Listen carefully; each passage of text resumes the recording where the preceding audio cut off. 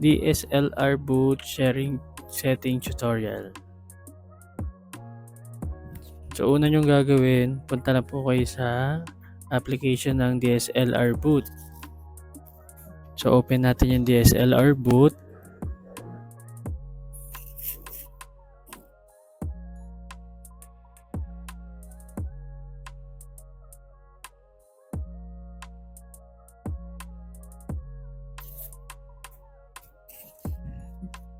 Yan, open. Pag open nyo ng DSLR boot, laging lumalabas tong DSLR boot software updater.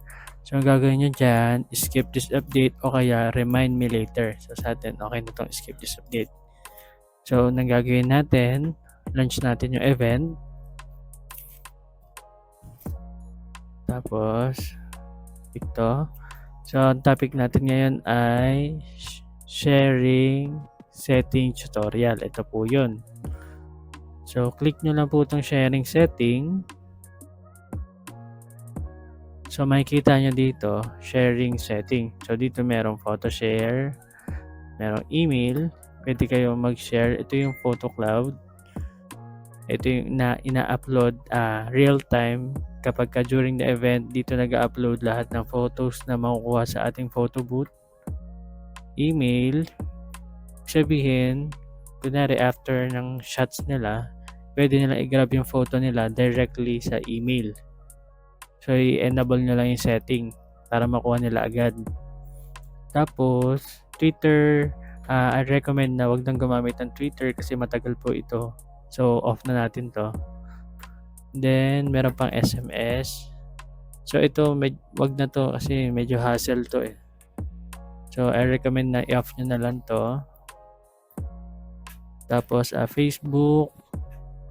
Pangit to kasi pagka naka-on to at nilagay nyo yung account nyo, lahat ng photos na makukuha sa photo booth nyo is mag-auto-upload sa Facebook. Ibig sabihin, hindi nyo na po masasala yung mga pangit na shots. So, dapat i-off nyo na lang po ito. So, anong gagamitin lang natin ay Photo Share Cloud at saka yung email. So, unahin ko na yung email. So, bali sa email, ang mangyayari niyan, pag naka-on to, example natin launch natin yung event. Click na natin. Okay, smile. Gawa tayo ng shots. 3 lang. So, fast forward lang natin kasi masyado siyang matagal. Kasi naka 10 seconds yan na countdown. Kung napapansin nyo, malabo yung camera kasi camera lang ng laptop ang gamit po natin. Tapos kung napapansin nyo, pumuputi yung image kasi meron siyang post-processing tinatawag.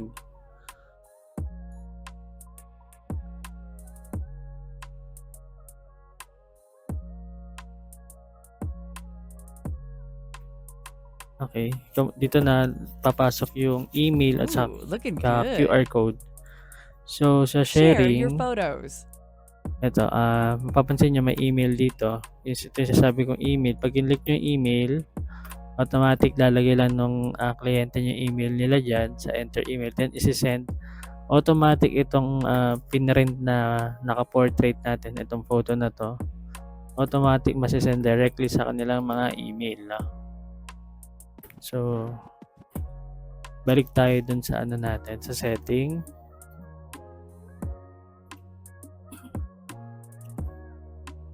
Thank you. Balik tayo sa sharing status. So, ito yun yung email, no? Kung napansin nyo, dun na.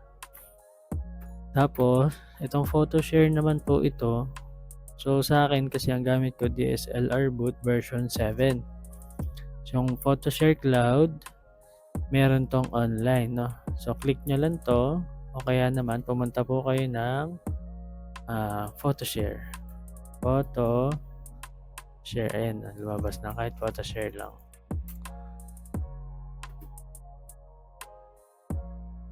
Tapos ilalagin nyo lang po yung account niyo dito, no?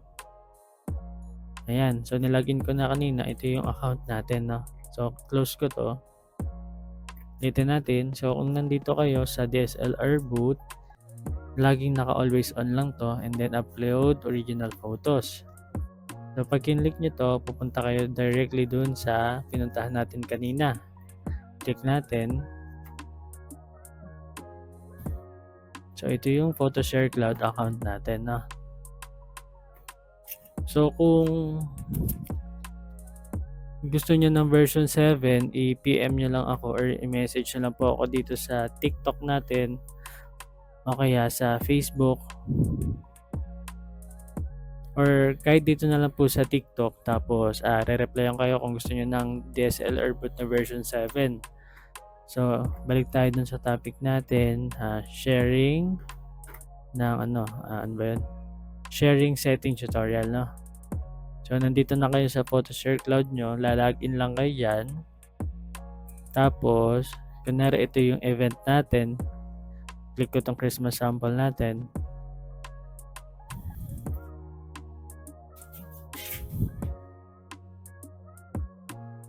Ito yung photos natin kanina, 'di ba?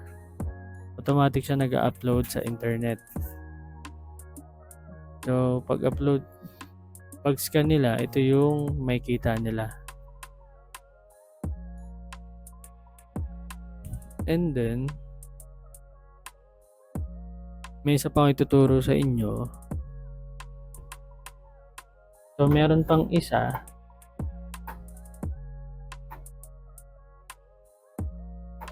Example, meron kayong separate na screen bukod sa photo booth.